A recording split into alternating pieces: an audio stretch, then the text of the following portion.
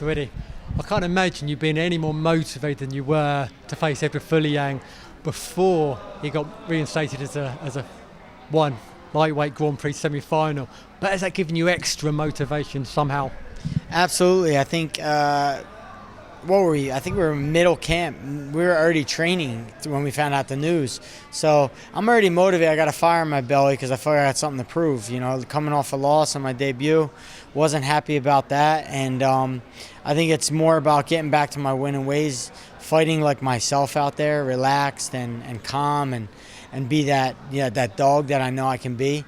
But yeah, super motivated now. Now we have a shot at the belt still, so we're still in. I say to a lot of athletes, there's not many bigger challenges than facing a Team Lakay athlete here in Manila. But you wouldn't want it any other way, would you? I wouldn't. Honestly, I've traveled the world and fought the best in the world, and I've done this since I was 19 years old. You know, I'm going on 16 years now. So this is where I thrive. I like being the underdog. I like being the guy who's people don't expect much of. It makes it all fun again. You're from Philadelphia, a fighting city. We're in the Philippines, a fighting country.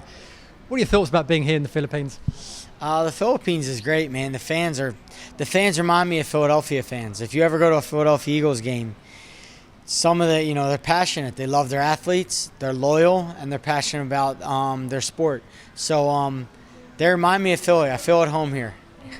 What did you make of the press conference yesterday? I've been to a lot of ONE Championship press conferences. I've never seen anything like that. Absolutely crazy, man. Most media I've ever seen in one room at one time. I've been to tons of events all over the world, some of the largest events, to date, and that was the most media I ever seen. Every press conference here in Manila, every fight night here in Manila is pretty crazy. This one's just going to go off the charts. Can you imagine how crazy it's going to be Friday night?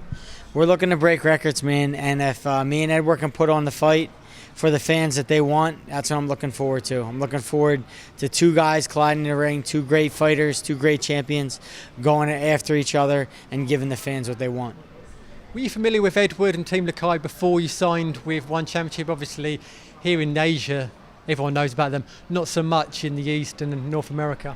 No, I wasn't, but it wasn't. As soon as I knew I was coming to ONE Championship, I began scouting the best guys in my weight class, and he was the first guy to come up. The champion of ONE Championship.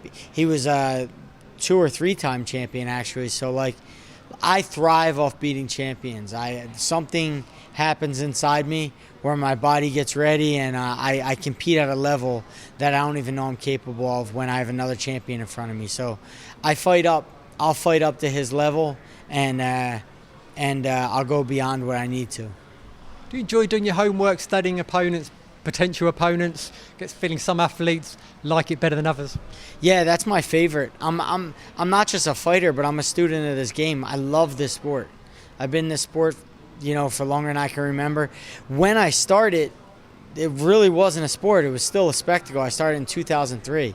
So I'm just a student of the game. I love what I do. I love the journey I've been on.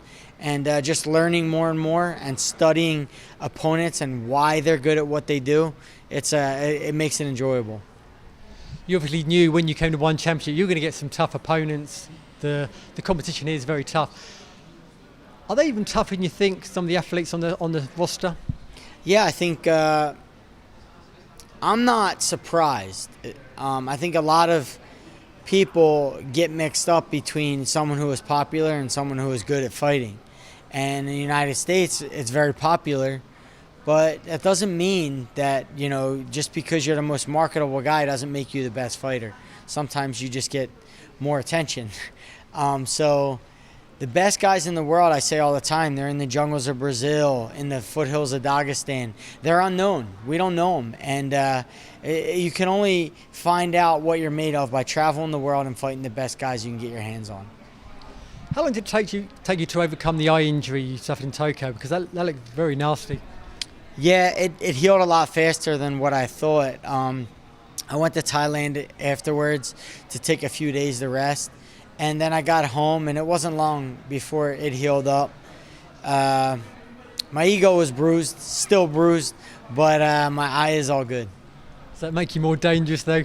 Yes, it does. Yes, it does. I was going to say, do you have a prediction for Friday night? I think it's going to be fight of the night. I think this could end. This could end quickly in the first, but this will not go to decision. I can't allow it. I'm in this guy's hometown. He's a hometown hero, and I know how these things go if they go to the judges, and I'm not looking for it to go there. If this ends up being a close fight, I'm going to take the proper risk to make sure I finish him or go out on my shield. But this won't go to decision. Last, I just wanted to ask you, obviously, the result didn't go your way in Tokyo, but how was your whole overall experience, being in Tokyo, your first one championship fight? How was it all? I love Tokyo, and I fought a guy a long time ago in Joachim Hansen, and he said it best. Me and him fought, and after the fight, he grabbed the microphone. He said, "It's always great to fight in Tokyo. Sometimes it's always great to win in Tokyo, but sometimes it's good to lose in Tokyo. As long as you're there fighting for the crowd, it's always a good time." Well, it's great we finished this. Thank you. Good luck Friday. Thank you.